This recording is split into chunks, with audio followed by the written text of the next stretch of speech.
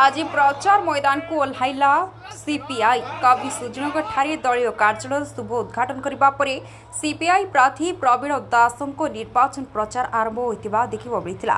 गंजाम जिला कवि सुजनगर आसन सीपीआई विधायक प्रार्थी होती साथी प्रवीण कुमार दास। केन्द्र में बीजेपी और राज्य में बीजेडी सरकार विफलता दुर्नीति को प्रसंग कर सीपीआई लोकों पाखरे पहुंचुछि। आज शताधिक कर्मी को नहीं प्रवीण दास कवि सुजनगर आरंभ कर प्रचार हेले लोकों को कड़ कही भोट मांगुंट सीपीआई प्रार्थी आसतु सुनिबा। कम्युनिस्ट पार्टी पक्षर मत प्रार्थी कर कम्युनिस्ट पार्टी तथा अंचल जनसाधारण को कृतज्ञता ज्ञापन करुच्ची। बहुत दिन है कवि सुजनगर निर्वाचन मंडल गोटे मुद्दा थिला स्थानीय लोक आमर किए प्रार्थी होना किसी बुद्धिजीवी शिक्षाविद मत कहते आप प्रार्थी हूँ तांकर मत को सम्मान दे आज मुझे प्रार्थी होती। जनसाधारण रास्ता आ विश्वास स्थानीय अंचल लोक हिसाब से मत निश्चित भाव में भोट दे बोली आशा और विश्वास रखी। एवं ये अंचल जो दादन श्रमिक समस्या अच्छी, पानी समस्या अच्छी, चाषर जमी की पानी समस्या अच्छी, एलआई पॉइंट जो बंद अच्छी, आज युवक जो जाऊँगी दादन खटिया जाऊँगी तार प्रतिकार करने आम आगामी दिन में निश्चित भाव काम करूँ और जनसाधारण आस्था भाजन होगा चेष्टा करूँ। आमर कार्यक्रम प्रति अंचल में बुली आम संगठित करूँ लोक मानू एवं आगामी दिन में केमी आमर भोट को आम संगठित करूँ और असंतुष्ट भोट जहाँ अच्छी ताकू विजय रूप केमी रूपांतरित करूँ से अनुसार आम कार्यक्रम आपड़ देखि 10 वर्ष मोदी शासन रे जो चाउल योजना 2013 होता मनमोहन सिंह सरकार समय होता हाईजैक करने उद्यम कर केन्द्र कहतु आ राज्य कहतु आ मोदी सरकार जो ग्यारंटी कहते ग्यारंटी किसी ना।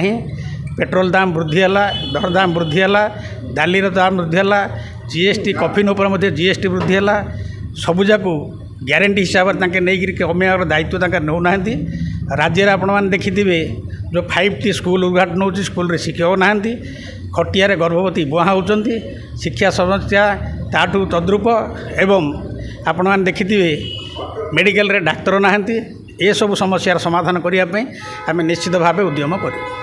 सेहीपरि सीपीआई जिला संपादक प्रकाश पात्र सीपीआई नेता विजय जेना समान ढंग से मोदी नवीन सरकार को समालोचना करी जे कवि सुजनगर कम्युनिस्ट पार्टी पर नुआ नुहे।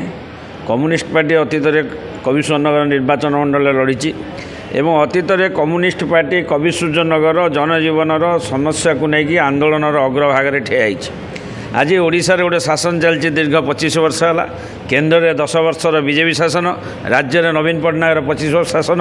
ये हूँ भारत वर्षर और ओडिशार इतिहास कलंकित अध्याय। आज आप देखिए ये गोटे शासन चली नहीं, एक गोटे व्यक्ति आप देखिए गत काली ब्रह्मपुर रोड शो होता जो रोड शो रे जो सद्य नेता जो आईएएस अफिसर नेता साजी जो भाई भाव में लोक प्रति आनुगत्य प्रकाश करुँचावासी सबुठार लज्जाजनक कथा।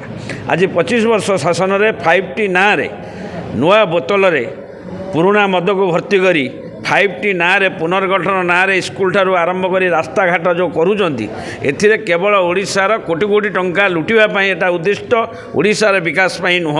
तेणु कम्युनिस्ट पार्टी आज भोट भिक्षा कर भोट मागुची कमिशनर अंचल विकास सहित ओडिशा को सुरक्षा देवा एवं विजु जनता दल जो गोटे पॉलिटिकल पार्टी न हो गोटे पॉलिटिकली एजेंट साजी किसी लोक एवं भारत वर्ष को ओडिशा को लुटापी केन्द्र सहित हाथ मिलाई ता विरुद्ध में सीपीआई कवि सुजनगर अंचल व्यापक प्रचार करिवो।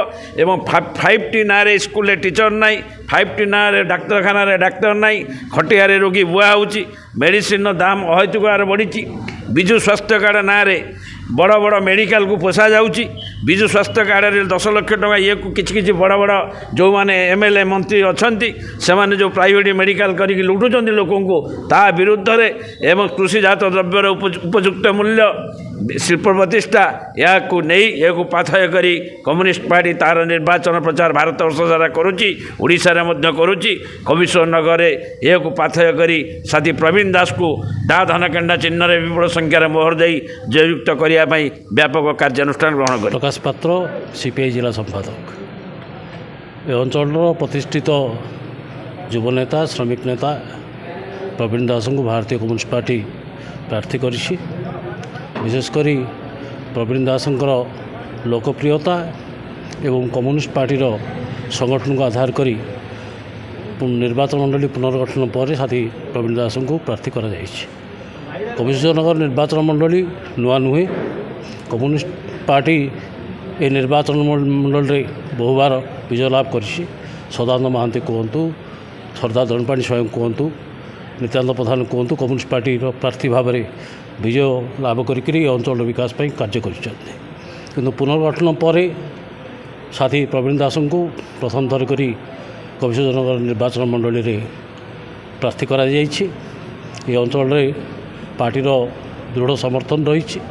ଏ ଅଞ୍ଚଳର ଜନସାଧାରଣଙ୍କ ସମସ୍ୟା ନେଇ କମ୍ୟୁନିଷ୍ଟ ପାର୍ଟି ଲଢ଼େଇ କରି ଆସିଛି।